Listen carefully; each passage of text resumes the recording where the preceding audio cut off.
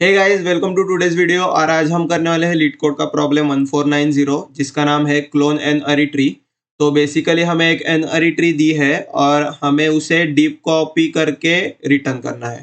तो deep copy क्या होता है कि पूरा एक क्लोन बनाना है उसका ट्री का और फिर उस क्लोन ट्री के नोड को रिटर्न करना है।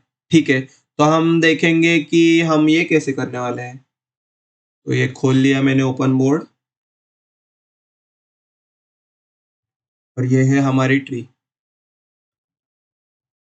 तो इधर अप्रोच तो मुझे सरासर रिकर्सिव अप्रोच दिख रहा है कि अगर मुझे ये रूट पास किया है फॉर एन एग्जांपल, तो मैं क्या कर सकता हूँ, मैं खुद का क्लोन रूट बना सकता हूँ। क्लोन रूट और फिर उसको मैं पास कर दूंगा मेरे रूट का वैल्यू। और फिर उसके बाद में मैं ये कर सकता हूँ, क्लोन रूट चिल्ड्रन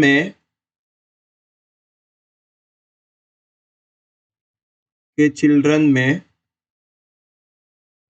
सब रूट के चिल्ड्रन ऐड कर सकता हूँ। रूट के चिल्ड्रन ऐड कर सकता हूँ और फिर उसके बाद मैं कैसे कर सकता हूँ, रिकर्सिव कॉल लगा सकता हूँ हर एक रूट के चाइल्ड के ऊपर, जो कि लगेंगे क्लोन्ड रूट के चाइल्ड के ऊपर। तो इसे हम कर सकते हैं फॉर एन एग्जाम्पल। अगर मेरा ये वन रूट है तो सबसे पहले मैं मेरा क्लोन रूट बनाऊंगा वन वाला, और फिर उसके बाद इसके ऊपर रिकर्स करूंगा थ्री के ऊपर। तो मेरा ये थ्री वाला फिर से नया रूट बन जाएगा। और फिर उसके बाद मैं थ्री से फाइव के ऊपर रिकर्स करूंगा, तो ये मेरा फाइव बन जाएगा ऐसे, थ्री फाइव। और फिर थ्री से आते समय मैं ये देखूंगा, ठीक है थ्री का और एक चाइल्ड है सिक्स, तो मैं सिक्स को भी क्लोन कर दूंगा ऐसे। और ऐसे चलाते चलाते सारे रूट्स में क्लोन करते जाऊंगा। तो ये कैसे होगा, अगर आपको अभी समझ नहीं आ रहा तो कोई चिंता नहीं है। हम पहले कोड लिख देते हैं और फिर उसे ड्राई रन करते हैं, तो उससे आपको बहुत ज़्यादा अच्छे से क्लैरिटी आ जाएगी। तो अप्रोच तो यही है हमारा रिकर्सिव अप्रोच, कि हर एक नोड को मैं क्लोन करूंगा और फिर उसके बाद उस नोड को क्लोन करने के बाद मैं उस चाइल्ड को क्लोन करूंगा, उसके सारे चाइल्ड्स को क्लोन करूंगा। तो यही है हमारा एल्गोरिदम, क्लोन रूट नोड पहला स्टेप होगा हमारा। और फिर उसके बाद clone all the child nodes of this root node, और फिर यही रिकर्सिवली चलाते रहना है जब तक कि मुझे नल नहीं मिलते जाए। तो ठीक है, ये हम एक बार कोड करके देखते हैं तो हमें एक बेटर क्लैरिटी आ जाएगी। तो सबसे पहले अगर मेरा रूट ही नल हो तो मैं क्या करूंगा, क्लोन कुछ नहीं करूंगा। तो अगर मेरा रूट हो नल तो मैं रिटर्न कर दूंगा नल। ये एक काइंड ऑफ बेस केस हो सकता है हमारा। ठीक है, अभी सबसे पहले हमें क्या करना है, हमें इस रूट को क्लोन करना है। तो मैं एक नोड नाम क्लोन नाम का एक नोड बना देता हूँ, clone root is equal to new node, और उसमें पास कर देता हूँ मैं मेरा नोड। तो अभी क्लोन के वैल्यू में आ गई है रूट की वैल्यू, पर अभी इस रूट का जो हर एक चाइल्ड होगा, फॉर एग्जांपल 3 to 4, वो इसके क्लोन रूट के चिल्ड्रन में भी आना चाहिए। तो मैं क्या करूंगा, सबसे पहले एक साइज ले लूंगा, int size is equal to root dot children dot size. और क्योंकि ये एक अरे लिस्ट है चिल्ड्रन का, और हमने क्लोन रूट के चिल्ड्रन में कोई अरे चिल्ड्रन ऐड नहीं की है, तो मैं क्या कर देता हूँ, सबसे पहले ये अरे लिस्ट इनिशियलाइज कर देता हूँ, clone root dot children is equal to new array list. और फिर उसके बाद मैं क्या करता हूँ, एक फॉर लूप लगाता हूँ, क्योंकि हमें अभी क्या करना है, traverse on every child of this root to clone. इसलिए हम क्या करेंगे, फॉर लूप लगाएंगे, int i is equal to 0, i is less than size i plus plus, और फिर हम करेंगे हमारा जो रूट है, root dot get, root root dot children dot get i, और ये हम करेंगे क्लोन। तो क्लोन कैसे करेंगे हम, अगर ये एग्जिस्ट करता हो तो इफ ये नॉट इक्वल टू नल है तो क्या कर दो, मेरे क्लोन रूट के चिल्ड्रन में, मेरे क्लोन रूट के चिल्ड्रन में ऐड कर दो ये वाला नोड, जो कि है root dot children dot get i वाला जो नोड है, वो वाला नोड। तो ये कैसे करूंगा मैं, इधर डायरेक्टली क्लोन ही ऐड कर देता हूँ, क्लोन ट्री, और उसमें ये कॉल कर देता हूँ root of children dot get i. मतलब मुझे ये क्लोन करके दो और वो ऐड भी कर दो रहो मेरे चिल्ड्रन में या मेरे चाइल्ड में। तो ये एक बार थोड़ा नीचे करता हूँ, मतलब आपको अच्छे से दिखाई दे। तो यहाँ मैं क्या कर रहा हूँ, बेसिकली सबसे पहले मैं उस नोड को क्लोन कर रहा हूँ, और वो नोड क्लोन करने के बाद मैं इस नोड के चाइल्ड में ऐड कर रहा हूँ। तो फॉर एन एग्जांपल, अगर मेरा रूट 1 है तो उसका जो चाइल्ड है 3, वो रूट पहले मैं क्लोन करूंगा मतलब वो क्रिएट करूंगा, और ये क्रिएटेड नोड फिर मैं 1 के चिल्ड्रन के एरे लिस्ट में ऐड करने वाला हूँ। ठीक है, तो ये ऐसा हो गया। अभी फिर उसके बाद हम रिटर्न कर देंगे नोड के रूट को। तो ये एक बार चला कर देखते हैं हम, और ये हो रहा है wrong answer, node with value 1 was not copied but a reference to the original. अच्छा, हमें क्लोन रूट रिटर्न करना है, रूट नहीं रिटर्न करना, क्लोन रूट रिटर्न करना है, क्योंकि हमें ये ही रूट नहीं पास करना है, नहीं तो कुछ क्वेश्चन का मीनिंग ही नहीं होगा। तो ये एक्सेप्ट हो रहा है, एक बार सबमिट करके देखते हैं, और ये सबमिट भी हो रहा है। तो अभी हम इसे एक बार सीपीपी में लिख देते हैं। इसमें इतना ज़्यादा ऐसे बताने के लिए नहीं था, डायरेक्टली ये डीप कॉपी वाला ही कोड था।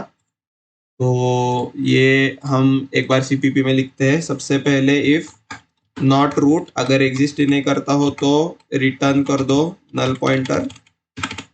फिर उसके बाद एक नोड बना दो क्लोन रूट, जो होगा न्यू नोड, और उसमें पास होगा मेरे रूट का वैल्यू। फिर उसके बाद साइज ले लो मेरी रूट के चिल्ड्रन की, रूट के डॉट रहता है या एरो रहता है, ठीक है, एक बार ऐसे करके देखते हैं, root dot children dot size. तो ये डॉट नहीं होगा, ये एरो ही होगा। फिर उसके बाद हम क्या करते हैं, ऐड नहीं, clone clone every node in roots children and add it in clone roots children। ठीक है, तो ये कैसे करेंगे, हम एक फॉर लूप लगाएंगे, int I is equal to 0, I is less than size I plus plus, और फिर उसके बाद हम हमारा ये जो क्लोन रूट का जो है नोड, उसे हम यूटिलाइज करेंगे। तो सबसे पहले ये चेक करेंगे कि इफ ये है एक वेक्टर चिल्ड्रन का, तो इफ रूट के चिल्ड्रन का आई एग्जिस्ट करता हो तो क्या करो, मेरे क्लोन रूट के चिल्ड्रन में पुशबैक कर दो ये वाला नोड। जो हम पहले क्लोन ट्री इधर कॉपी करके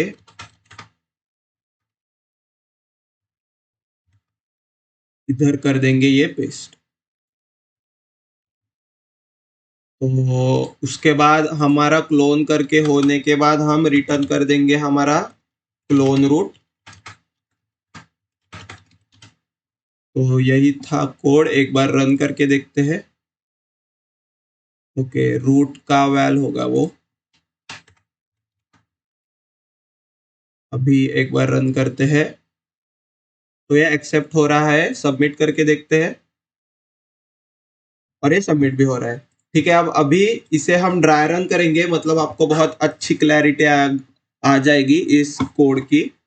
तो सबसे पहले मैं मेरा लाता हूँ एक नया पेज। ये है हमारा कोड।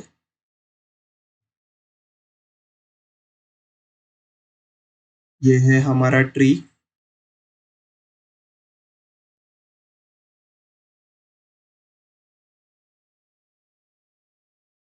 और ये है हमारा स्टैक।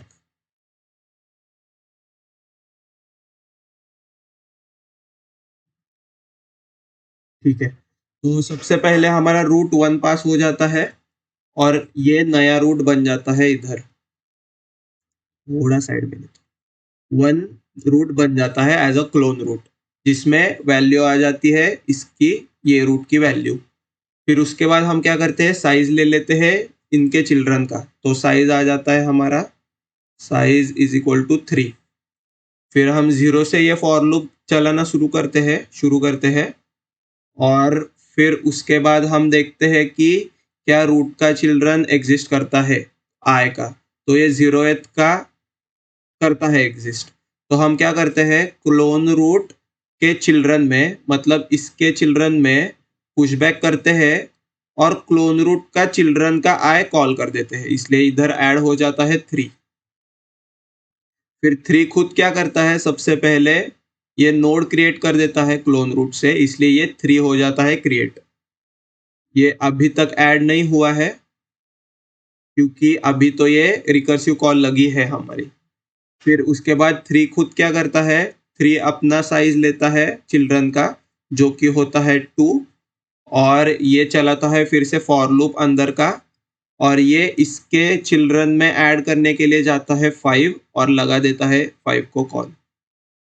5 क्या करता है, 5 पहले सबसे पहले ये, मतलब आई के लिए लिख देता हूँ मैं, आई के लिए ये 0 के लिए कॉल लगा था, ये आई के लिए 0 के लिए कॉल लगा था, और ये भी आई का 0 के लिए कॉल लगा। तो अभी 5 खुद क्या करता है, 5 पहले नोड क्रिएट करता है। उसके बाद ये देखता है कि क्या इसके कोई चिल्ड्रन है। तो इसके कोई चिल्ड्रन ही नहीं होते, इसलिए ये क्लोन रूट डायरेक्टली रिटर्न कर देता है किसको, 3 के इधर ऐड चिल्ड्रन में, चिल्ड्रन डॉट पुश बैक। इसलिए 3 का चाइल्ड हो जाता है 4, इसलिए ये हो जाती है लिंक क्रिएट। तो अभी इसमें ऐड हुआ है जब ये 5 नोड रिटर्न हुआ था 3 को इधर। तो अभी ये 5 इधर आ गया और हमने 3 के चिल्ड्रन में 5 नोड को ऐड कर दिया। ठीक है, तो अभी उसके बाद ये 5 चला जाता है स्टैक से और फिर i इज इक्वल टू 1 चलने लगता है। तब कॉल हो जाता है फिर से क्लोन ट्री, और इधर स्टैक में आ जाता है 6। फिर 6 खुद क्या करता है, i इज इक्वल टू 1, ये है 0, ये है 1। तो ये इधर 6 क्या करता है, सबसे पहले नोड क्रिएट कर देता है खुद के नाम का, और फिर ये देखता है कि क्या मेरे चिल्ड्रन एग्जिस्ट करते हैं। तो 6 के कोई चिल्ड्रन ही एग्जिस्ट नहीं करते, इसलिए ये फॉर लूप नहीं चलता, और ये 6 खुद रिटर्न कर देता है i इज इक्वल टू 1 के इधर क्लोन ट्री में खुद को।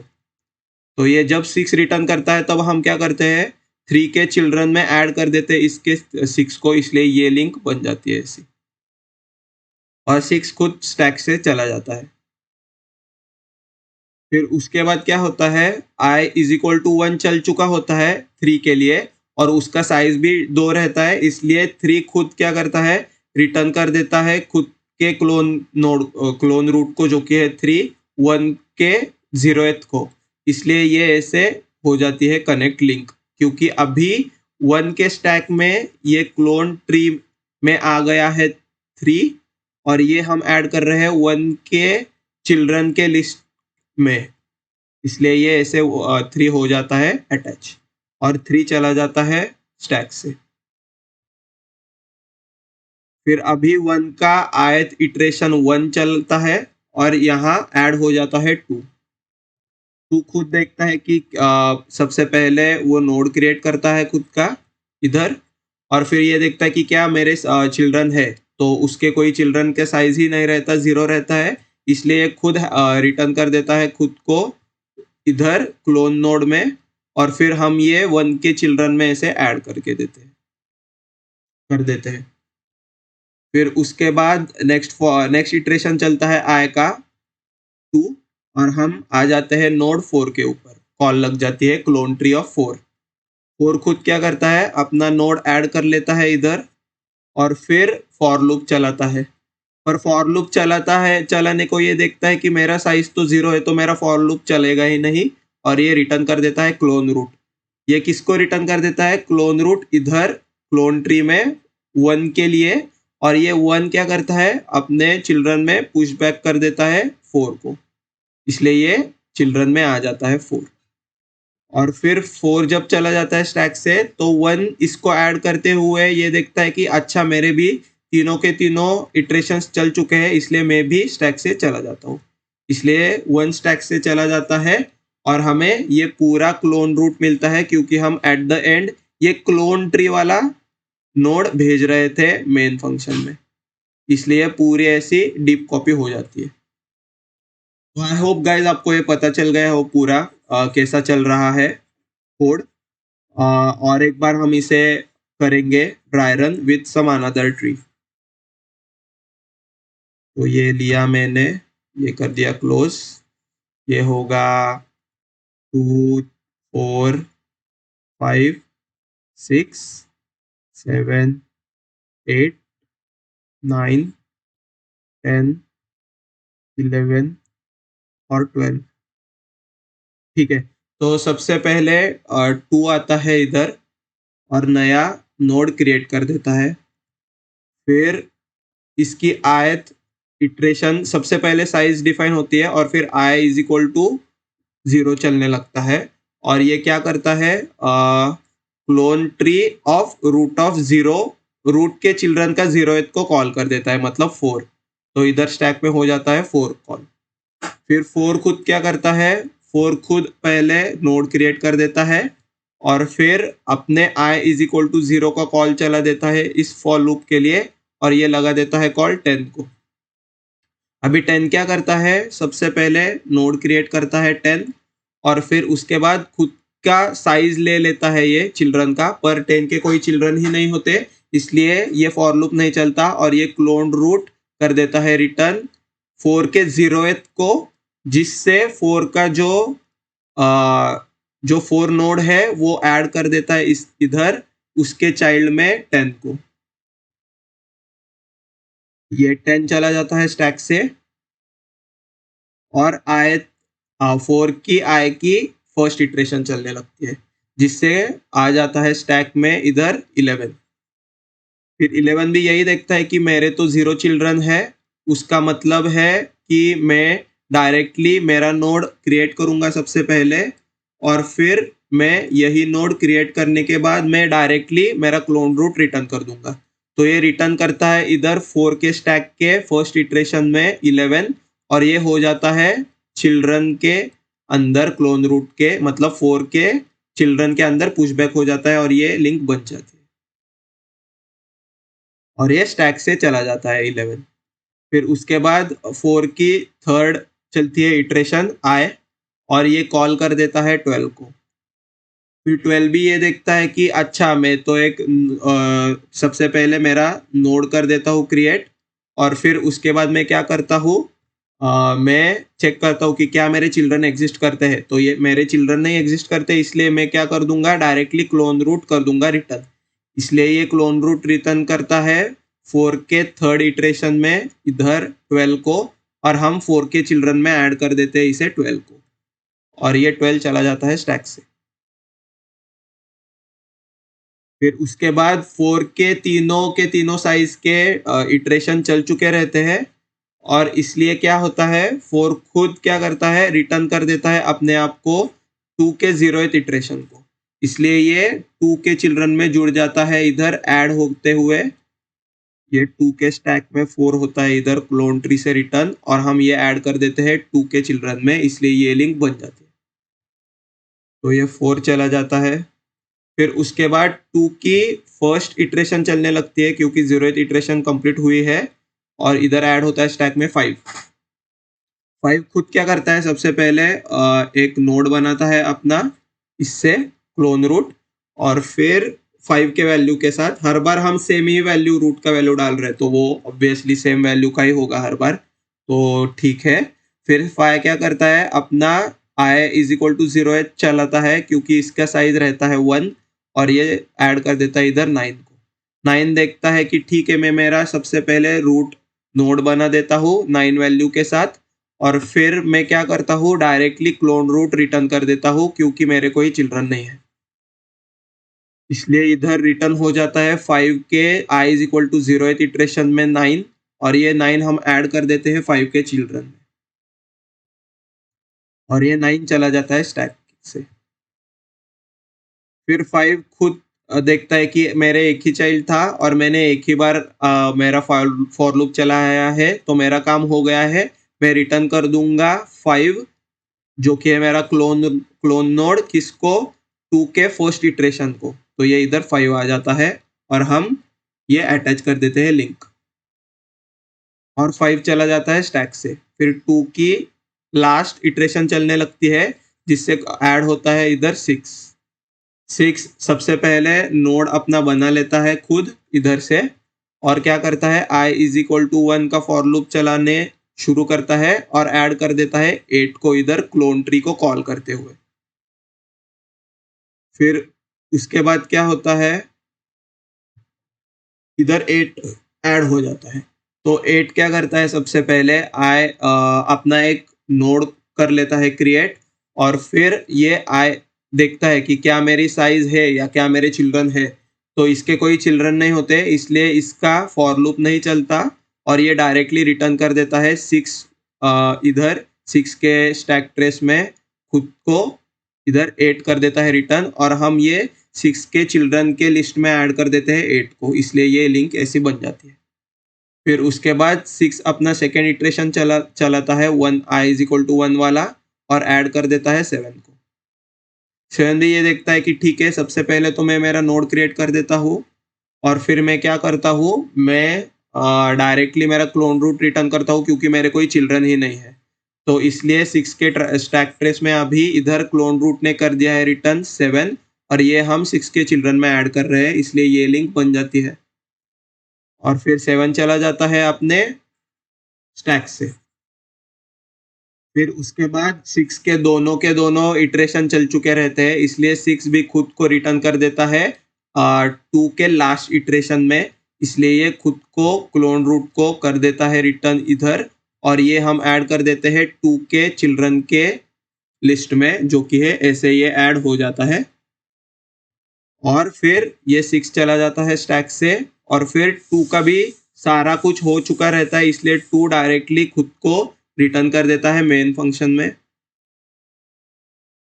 और ये स्टैक से चला जाता है 2। तो इस तरह से हमारा ये पूरा ट्री वैसे का वैसे क्लोन हो जाता है, और फिर कुछ नहीं होता, हमारा आंसर करेक्ट आता है। ठीक है, तो आई होप गाइज आपको ये सूडो कोड अप्रोच और कोड भी पता चल गया हो अच्छे से। ड्राई रन भी हमने बहुत अच्छे से किया है इस बार, तो आई होप कि आपको बहुत अच्छी अंडरस्टैंडिंग आ गई होगी इस क्वेश्चन की। टाइम कॉम्प्लेक्सिटी इसकी है O ऑफ n, क्योंकि हम हर एक नोड को कर रहे हैं क्लोन। सिमिलरली स्पेस कॉम्प्लेक्सिटी भी इसकी है O ऑफ n, जो रिकर्जन में हम स्टैक स्पेस लेते हैं, और हर नोड जो क्रिएट करते हैं उसका पूरा स्पेस।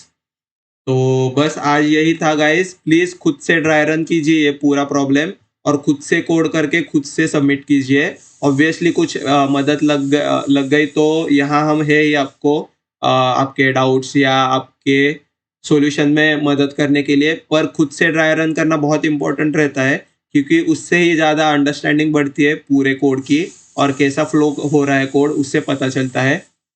तो बस आज के लिए इतना ही। प्लीज़, प्लीज़, प्लीज़ कमेंट्स में बता दो कि आपको मेरे से और क्या एक्सपेक्टेशंस है, मतलब उस तरह से मैं मेरे और चीज़ें बढ़ा सकूँ।